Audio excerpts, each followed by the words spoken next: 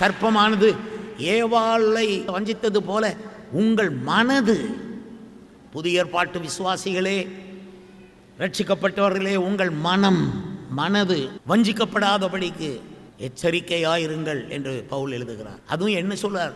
உங்கள் மனது கிறிஸ்துவை பற்றிய உண்மை நின்று கெடுக்கப்படுமோ என்று பயந்திருக்கிறேன்.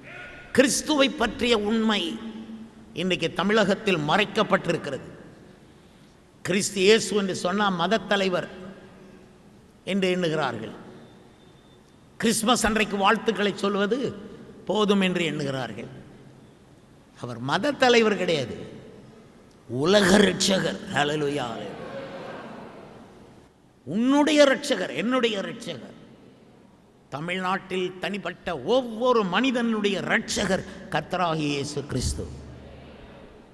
அவராலே அல்லாமல் வேறு ஒருவராலும் ரட்சிப்பு இல்லை. வானத்தின் கீழே பூமியின் மேலே நாம் ரட்சிக்கப்படுவதற்கு இந்த இயேசுவின் நாமமே அல்லாமல் வேறே ஒரு நாமம் கட்டளையிடப்படவில்லை.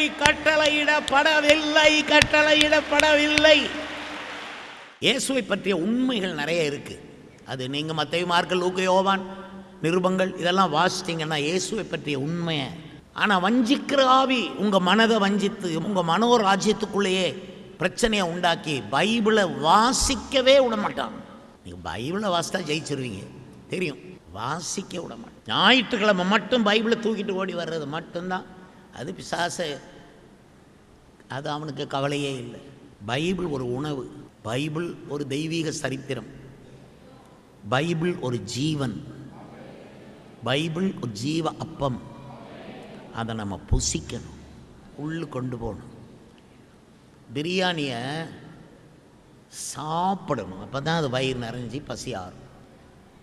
சாப்பிடாம பிரியாணி பார்சலை வயிற்றோடு வயிறாக கட்டிக்கிட்டு சில கிறிஸ்தவர்கள் பைபிளை தூக்குறது மாதிரி பிரியாணி பொட்டணத்தை இப்படியே சாப்பிடாமல் கிடந்தீங்கன்னா செத்தே போகும்.